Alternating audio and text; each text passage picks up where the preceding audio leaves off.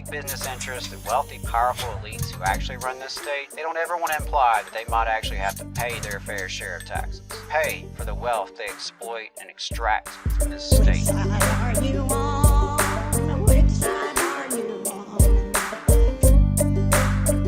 As you have the perennial push to expand Medicaid and help poor people not die because they have health care, you also have the perennial push to have that not happen and to paint that as an insane thing to do.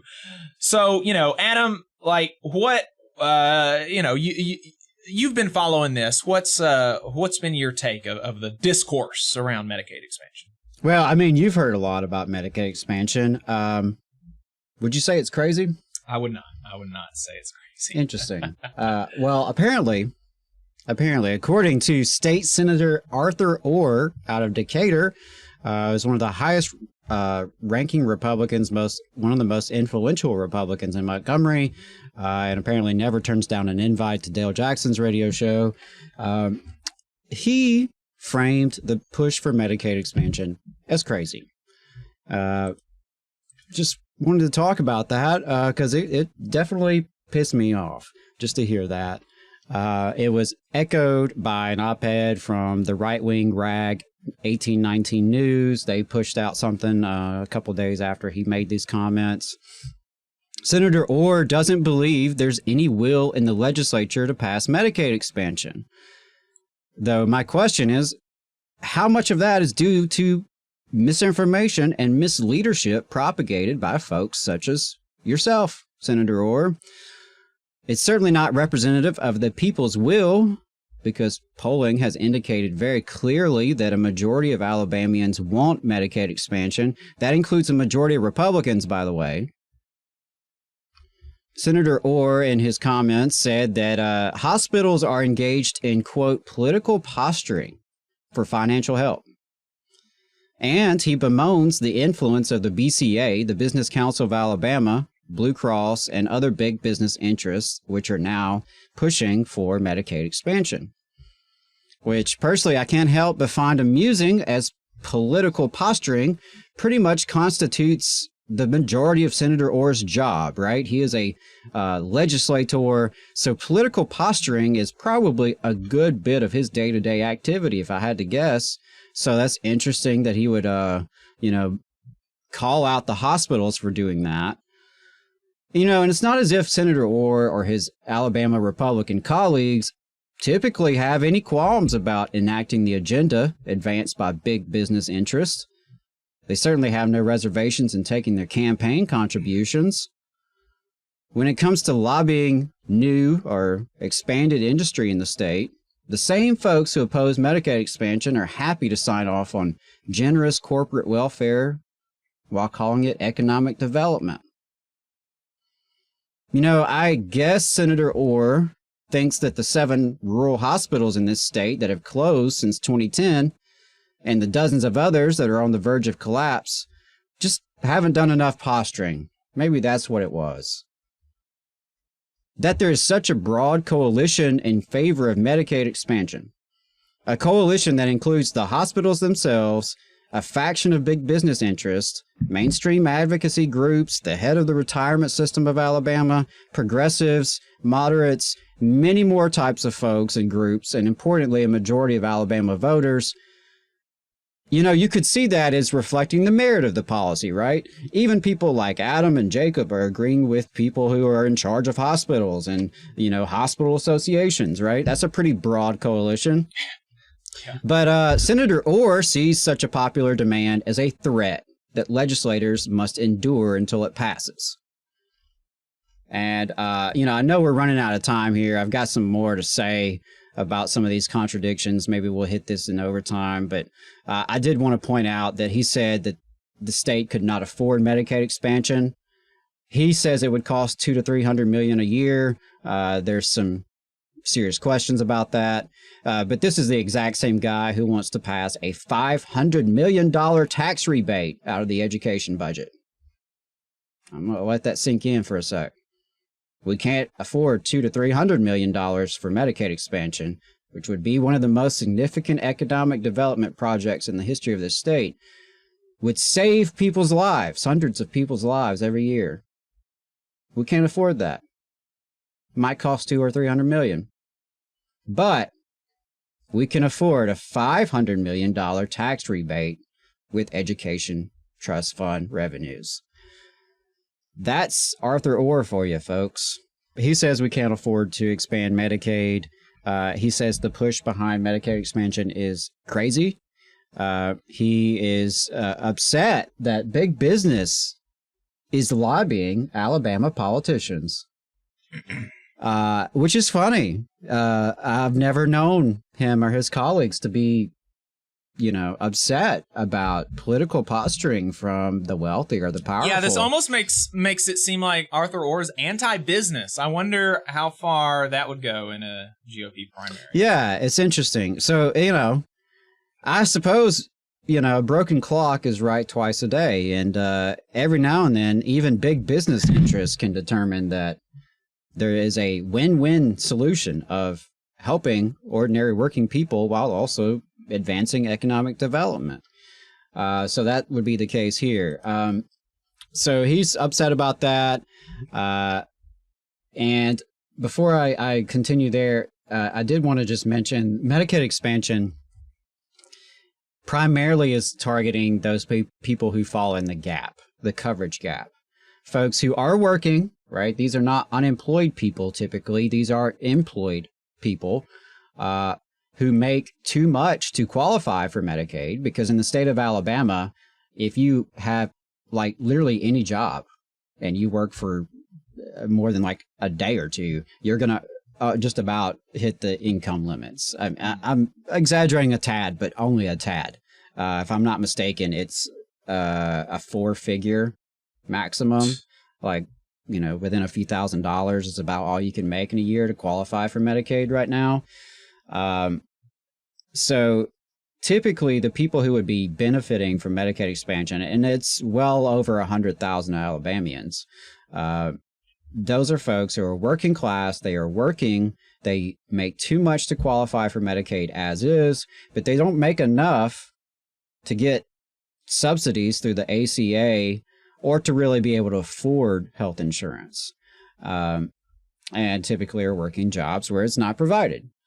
So Medicaid expansion would provide health care to well over 100,000 Alabamians, and it would provide a significant amount of jobs. It would shore up the hospitals, particularly in rural areas. It would be a massive economic development project.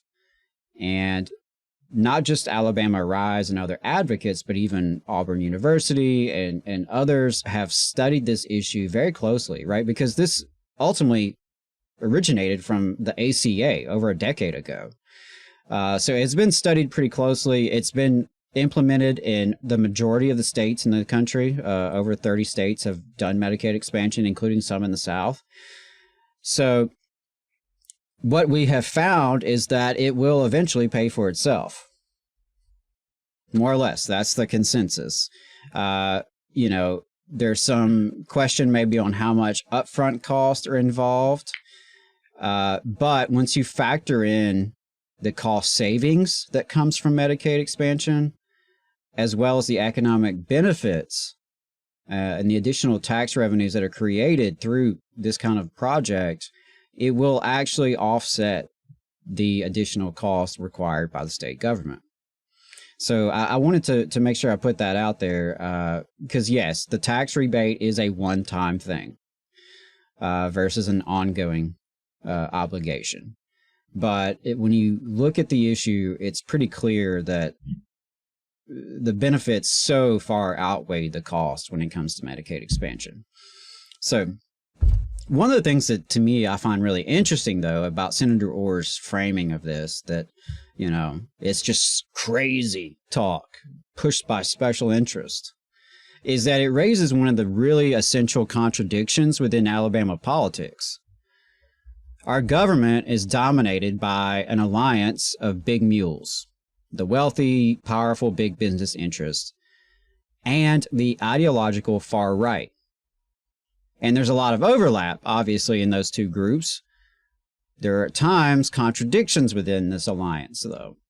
And I think Medicaid expansion is a good example of that.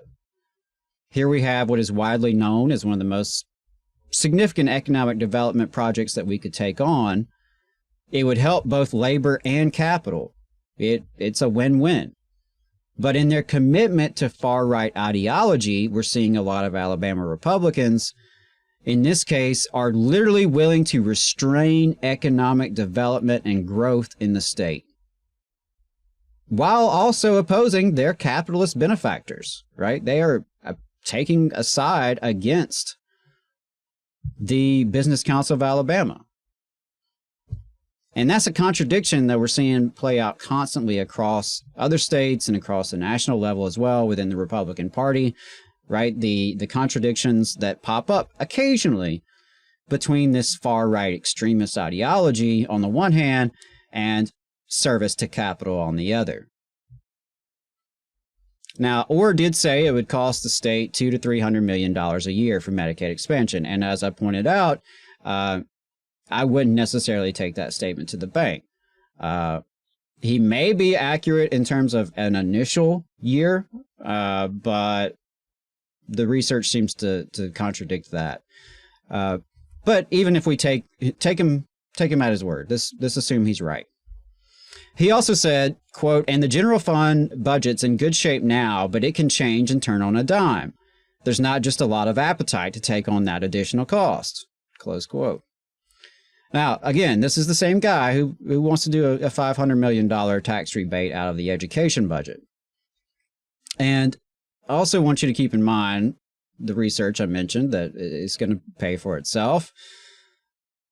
Also keep in mind what we mentioned earlier, reference to Anthony Daniels' op-ed. Alabama is 49th per capita in tax collections.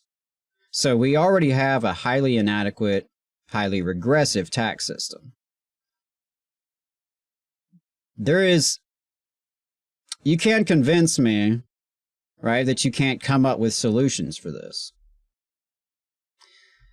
Or also engages in fear-mongering about the federal debt, which I found to be just frankly irresponsible. He said, quote, "And we know the feds, they don't have the money in the first place," close quote. So you heard it, Jacob. I hope your bosses know that. Everybody else in AFGE, I hope they know. Feds don't have the money. According to Senator Arthur Orr, Alabama can't join the dozens of other states who've expanded Medicaid because the federal government does not actually have that money. I'm sure that would be news to all those states who are benefiting from that program. Not to mention the majority of the professional managerial class in the Huntsville area who draw comfortable salaries from federal military spending and who make up probably a significant amount of his donor base, that being Arthur Orr. You know, the national debt, the federal deficit, it's a specter that is trotted out by Republicans every time there's an opportunity to use the government to help everyday people. But it's conveniently forgotten when it comes time to cut taxes, increase corporate welfare, and pile more and more money into the war machine. Interesting how the debt only matters sometimes. And of course, Senator Orr neglects to mention that you and I and the rest of Alabamians are already paying federal taxes towards Medicaid. But unlike the taxpayers of the majority of American states, Alabamians are denied the full benefits of the program. And finally, Senator Orr closes by raising the related specter of possible tax increases, right? Because that's always the other part of it, is that the federal government doesn't have any money. It's just too far in debt. We can't afford to do anything else with federal dollars. And you're probably going to get additional taxes to pay for all this. There's this runaway spending. So Arthur Orr says, quote, who will be taxed to come up with another couple $100 million to pay for this? Mom and pop, middle-class workers, etc. Well, obviously, Senator Orr has some confusion when it comes to class structure in American society. Middle-class workers, mom and pop, okay. Leaving that aside, it's the legislature's job to pass two budgets. That's it. They have two jobs: pass an education trust fund budget, pass a general fund budget. And what Senator Orr is telling us is that he and his colleagues are incapable of doing so effectively. They are so lacking in imagination and political will, they can't figure out a way to expand Medicaid without punishing you, the listener. And I find that to be disingenuous at best. Here's just a couple ways off the top of my head. Come up with $200-300 million. You know, again, we're going to give him the satisfaction and assume that that is accurate.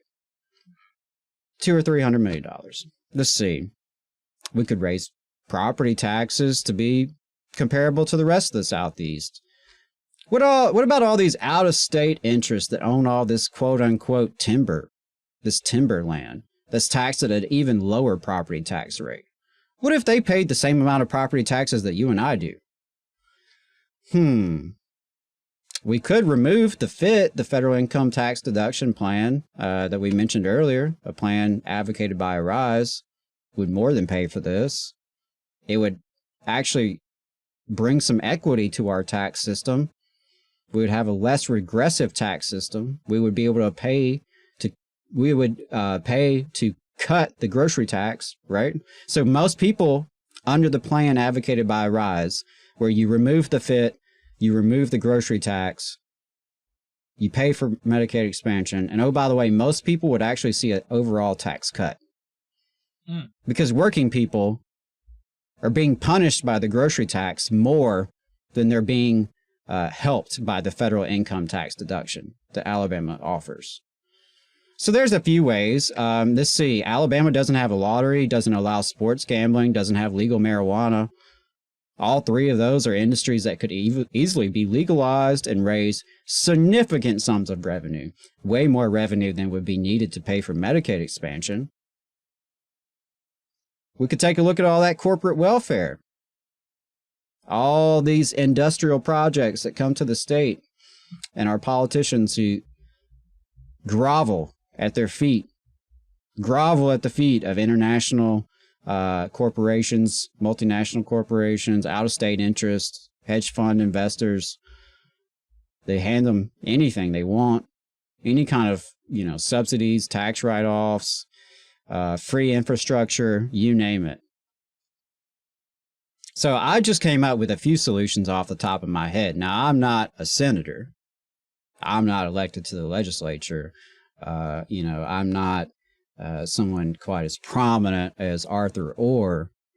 But if I could figure out half a dozen ways to come up with this revenue in the last 30 seconds, I don't know. I don't think it's a lot to ask that our elected officials could do the same. But if you're picking up what he's putting down, if you're following Arthur Orr and you think he's right on, I hope that it's working out, but from where I'm standing, it's not. If a regime of minimal taxes, minimal regulations, and generous corporate welfare met with minimum people welfare was so damn great, how exactly do you explain the fact that Alabama ranks at or near the bottom on virtually every quality of life metric that it's even possible to quantify? If there is a statistic about what life is like in a place, you can bet that Alabama's at or near the bottom of it. Doesn't matter what it is. It could be about poverty, child poverty, obesity, diabetes, incarceration, gun violence, you name it. Alabama bringing up the rear. The same politics that Arthur Orr and his colleagues are advocating, where we don't invest in the needs of working people, we just slash taxes, we slash regulations, and we only operate state government to the benefit of corporate welfare. We've been trying that approach for literally most of our state's history. That's the dominant approach to Alabama's political economy for most of our history, minus a few years here and there. And, you don't have to believe that if you don't want to. But there's no debating that the Alabama Republican Party has had a supermajority of the legislature, the executive branch, the judicial branch, since the 2010 election. They have had total control. The Alabama Democrats don't even have to show up in Montgomery. Would change nothing materially in what they can accomplish. Has the quality of life for the average Alabamian gotten better over the past dozen years? Has the logical consequences of this kind of politics, where we can afford to give tax cuts out of school money, but we can't afford to provide health care, how's that been working out? Do you feel like the quality of life has gotten better for you? So that's my question for Arthur Orr. If this approach is so damn successful, explain why the people of Alabama suffer like we do. I don't get it. And someone in the chat mentioned that apparently Senator Orr served in the Peace Corps when he was younger. I find that interesting. There's some Republicans who play the game. They're not quite as ignorant as they may sound on TV and radio. They know better. Arthur Orr knows better. He knows damn well what the research says about Medicaid expansion. He knows damn well there are so many different ways you could pay for it. I mean, hell, look at how many frivolous lawsuits the state of Alabama engages in year after year after year. Engaging in frivolous lawsuits, getting sued because we do unconstitutional things year after year after. There's so many different ways you could find a solution to this. But the obvious answer here is they don't want a solution. They don't want more Alabamians with health care.